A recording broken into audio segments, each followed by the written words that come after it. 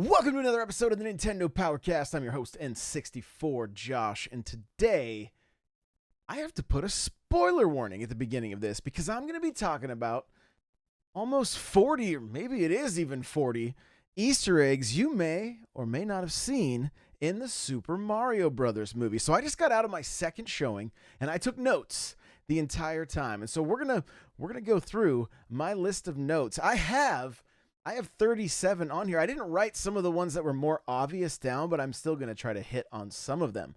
So let's jump into this thing. Right off the bat, after the commercial plays. Well, let's even talk about the commercial. Let's talk about the commercial. There is a spot in the commercial where Mario and Luigi are on a green screen and they're laying down on stools and they have their capes on. So it makes them look like they're flying, which is definitely pulled right from Super Mario World, where Mario gets the feather and then they get the cape, right? So that's really cool, but not something you probably didn't miss that one, of course. But after the commercial airs, and there's an old guy that says something to Mario and Luigi, the arcade game that he is playing looks like Donkey Kong. If you just noticed it the first time, you probably saw Donkey Kong. But if you look closer, the name on the machine says Jumpman. And Jumpman was Mario's name originally in Donkey Kong. So you're getting to play the first they're getting to play the first Mario game as Jumpman. So that's kind of a cool Easter egg. One of the coolest ones. As soon as I saw that today, that is when I opened up my phone and I'm like, okay, I got to take some notes here because there's way too many things happening. Okay. Now, the location that they're at is called the Punch Out Pizzeria. And you'll notice as the camera pulls away from the commercial, the plumbing commercial, there are pictures of Glass Joe, Little Mac. But not only that, there are also some of the Duck Hunt ducks on the wall and the scene from Duck Hunt. There are a lot of black box titles referenced in this game, but there's also some Super Nintendo stuff too, which we're going to talk about a little bit later. Spike, he's the guy that says, oh, look, it's the stupid Mario Brothers, right? Spike is in a uniform that says Wrecking Crew all over it. Now, Wrecking Crew was one of my favorites on the NES. My friend Dave had it. I would go and play it over there all the time. Spike is in the manual, and some will even say that he is the inspiration for Waluigi and or Wario. It's kind of interesting that he is in the movie and he's kind of a villain character, right? Similar to what he is in Wrecking Crew. Now, as their phone rings, it is the GameCube starting screen, which is also just a super cool callback. Now, after they get the client and they go to take off, one of the things that you will notice on the window of the pizzeria is that it says Punch Out Pizzeria. That's how I was able to grab the name, because it's on the window of the pizzeria. Now, before they start the little side-scrolling sequence that takes place, where Mario they end it with Mario sliding down the pole. If you notice, there's like a box truck on the side of the wall, and on that box truck, there's a Game & Watch. And it's actually kind of blurry. If you're not really paying attention, you won't see it. Now, I know, and I even have some things written down. I meant to go, I may try to look them up later. But some of the signs, I didn't recognize what they were or what they meant. So I need to do a little more digging because I think there's some pretty rich Easter eggs in Brooklyn. Now, Mario and Luigi make their way to their first client, and you see they fix the issue, and then chaos ensues with the dog, right? And the dog ends up going out the window. Well, as Mario and Luigi grab the dog, you see both of the owners of the house, and the man is reading a book. On that book it says the word galaxy. And I believe galaxy is a reoccurring theme all the way through this movie. Because we hear it mentioned again, and we'll talk about it. Now, Mario's sitting in his room, and there are posters everywhere. He's playing Kid Icarus, which is pretty cool that we're seeing him play the NES, and he's playing Kid Icarus, which I wonder why they chose that game. Not another one. You know, there's so many games they could choose from, yet that's the one they chose. What's the importance there? I'm curious. In his room, there are a number of posters, but I'm going to talk about those a little bit later on. On the TV, we see a woman talking about this emergency that's happening in the city. That woman is Pauline. And Pauline, most of you guys probably know from Mario Odyssey, but her connection to Mario goes all the way back to the love triangle between Donkey Kong, Pauline, and Jumpman, aka Mario. So a great callback seeing her as well. And she looks just like she did in Odyssey, so you probably recognized her. Now, when they're in Brooklyn and everything's kind of falling apart, you can see the names of some of the signs. Now, I didn't catch I wrote the name here, but I'm not sure I got it correctly because everything's happening really fast. What I noticed on the sign was the Duck Hunt Duck. You could see the Duck Hunt Duck. Now, it looked like the name was something along the lines of like like Chassis and Bernard or something along those lines. I couldn't pick it up, but if you know, let me know in the comments. Now, this one might be a little bit of a stretch, but you guys, again, can give me your opinion on it. After Mario and Luigi go down the sewer and they fall through that wall, they're stuck in a room that is got all kinds of pipes. And it also mentions a few levels, level 1, 2, and the music changes to level 1, 2 from Super Mario Brothers. But the other thing worth noting is that the first Mario Brothers game, not Super Mario Brothers, but Mario Brothers, takes place in the sewers and is really nothing but a bunch of pipes and ladders and platforms. Very similar to that area. So I believe that is a callback to the first Mario Brothers game. Again, like I said, when they're going through that area before they get sucked into the pipe, you can see a sign that says 1, 2, level 1, 2. And then the bass line plays from level 1, 2 in Super Mario Brothers. So that's very cool. Another thing worth noting that in Super Mario Brothers, if you don't warp and you go to 1, 3, you're on a level that is outside and there are mushrooms. Very similar to what Mario lands on after him and Luigi are pulled into the pipe and they are separated. So almost like we're following the game chronologically, the very first game, up until that point. Now, you could say that Luigi ended up in what looks like 1, 4. It's kind of dark. It's like, he's in the castle. It's a little bit run down. And the thing that you would want to pay attention to is that the castle that he ends up in doesn't look like the castles that you see when you enter 1, 4. It looks more like the castles you see at the ends of level 1, 1, 1, 2, and 1, 3.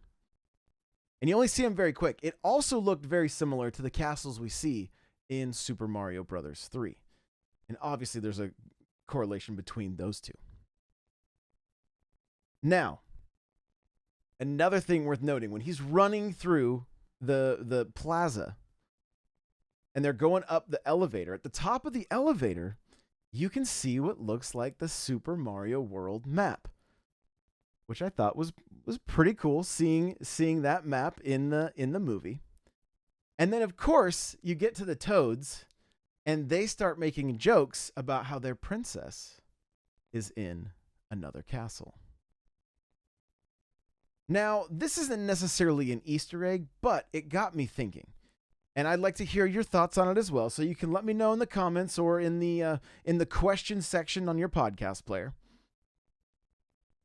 They show a world map, right? The Mario world map. And it got me thinking, could this be the map for the next game?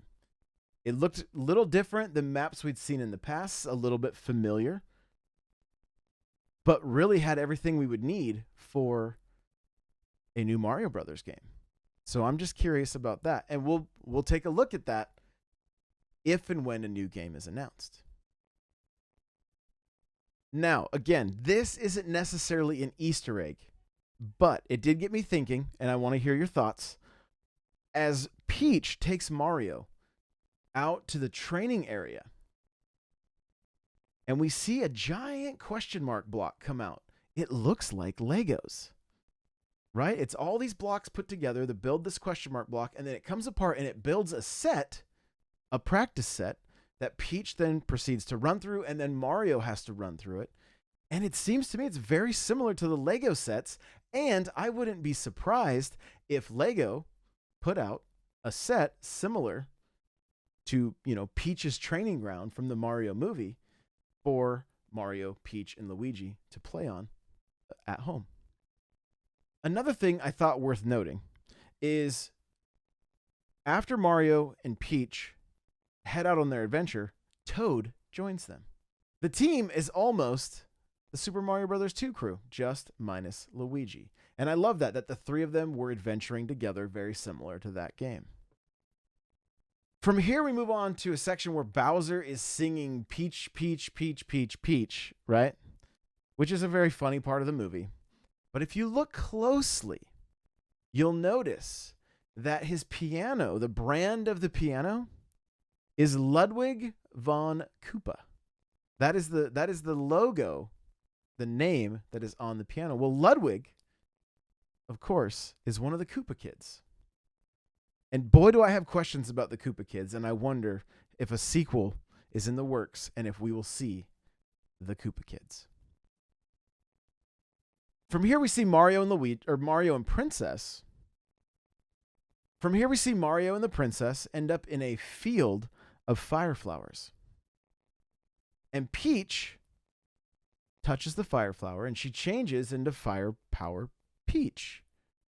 One thing worth noting, and you've heard me talk about it on the Nintendo Powercast before, is that her red and white dress is the exact dress that she wore when she was captured by Bowser in Super Mario Brothers. She wasn't in pink in the first game.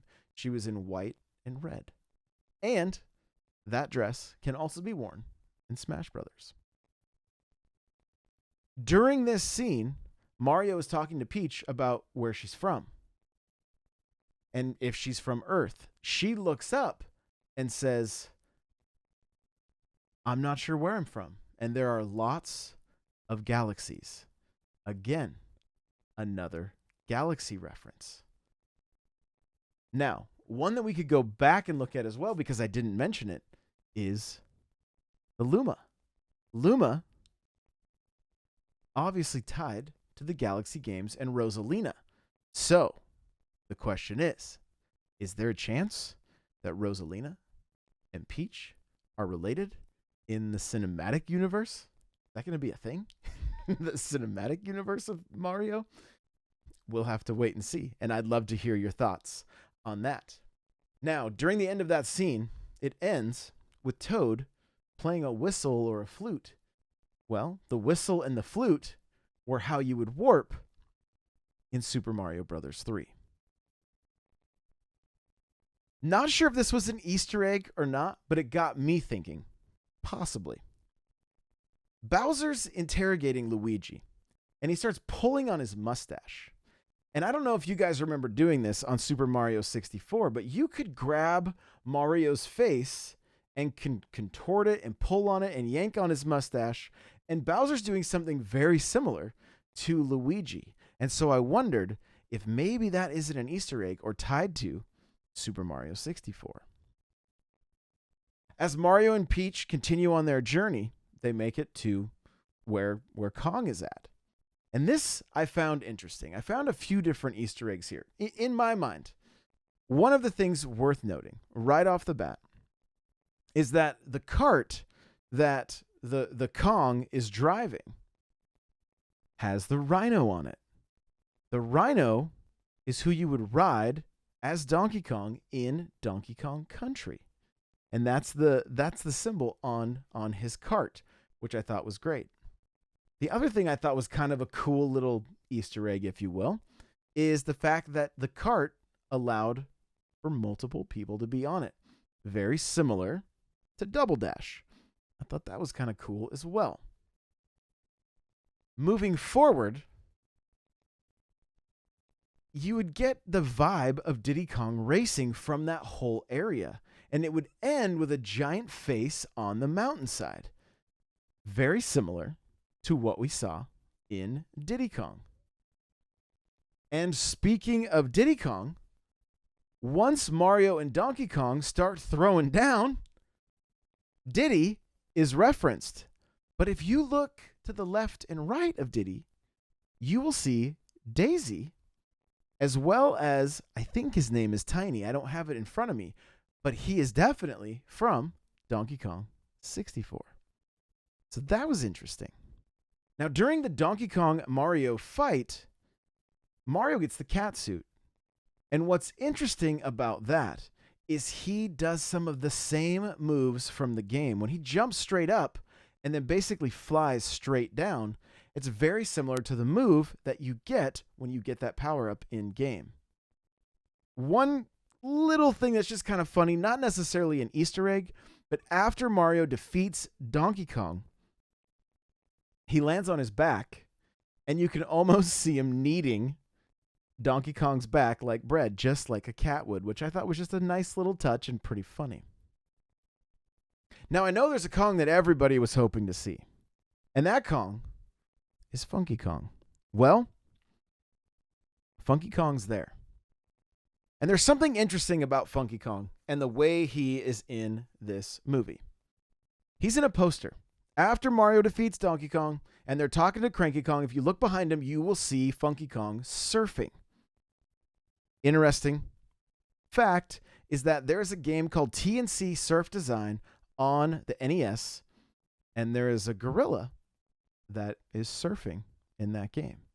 So is that referencing Funky Kong all the way back to the NES days? Or is it just a Funky Kong Easter egg? You can decide. We get into the Mario Kart scene.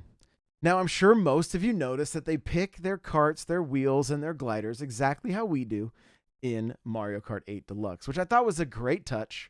But what I found interesting is while Mario's driving, even if, because at one point, he does a really long drift, he gets all the way up to, he gets the Ultra Mini Turbo and gets a big boost. But if you watch, every time he starts his drift, he'll get blue sparks. And I did catch that the first time, and I just thought it was a nice little touch, a little nod to Mario Kart. When Bowser's minions enter the race, you can see the blue shell is driving something that just takes out everybody in front of him, similar to how he would be in-game. And he makes it all the way up to Mario, who's in first place.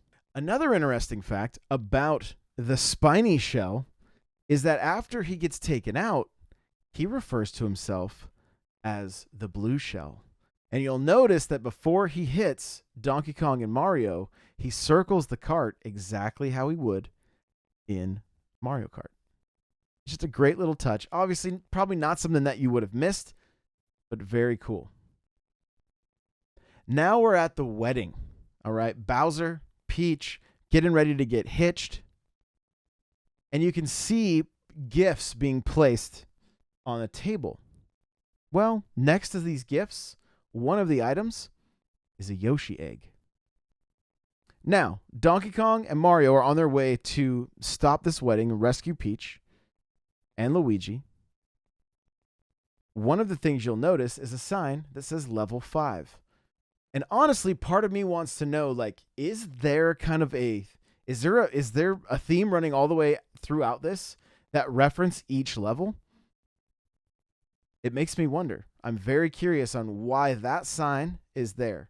And does it represent level 5? And if so, do we see other levels from the Super Mario Brothers games or game? And it makes me wonder, do we see every level in chronological order within the movie? Or did stuff get cut that would break that up?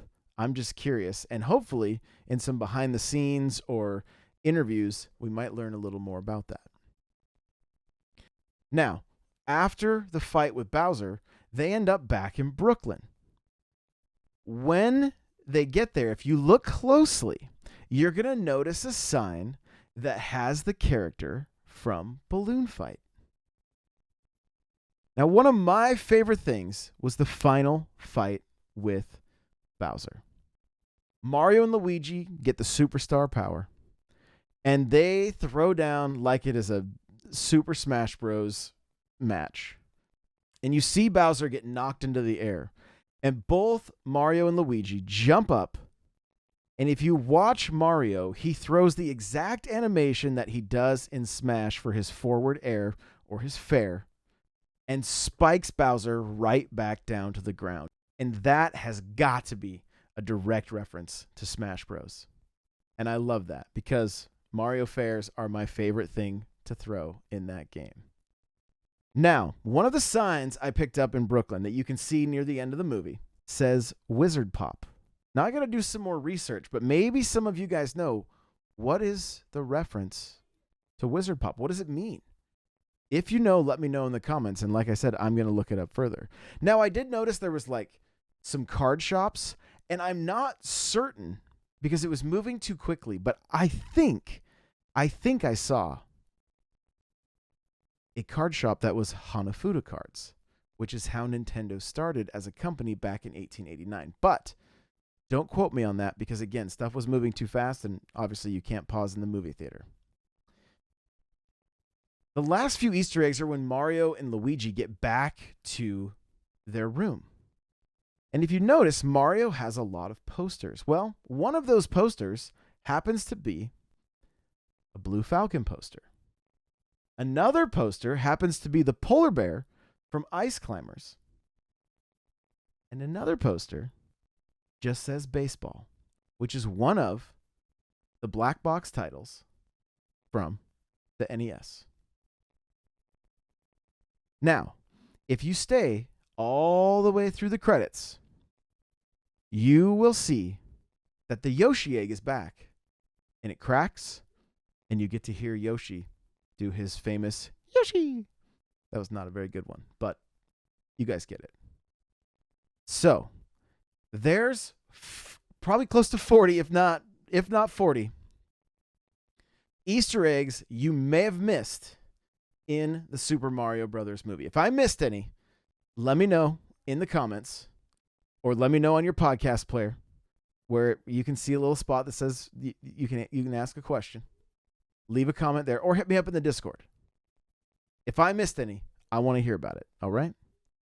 After seeing the movie twice, I cannot recommend it enough. It is made for Mario fans, and I really, really think you guys will enjoy it. So, thank you so much for listening and or watching, and I'll see you guys in the next one.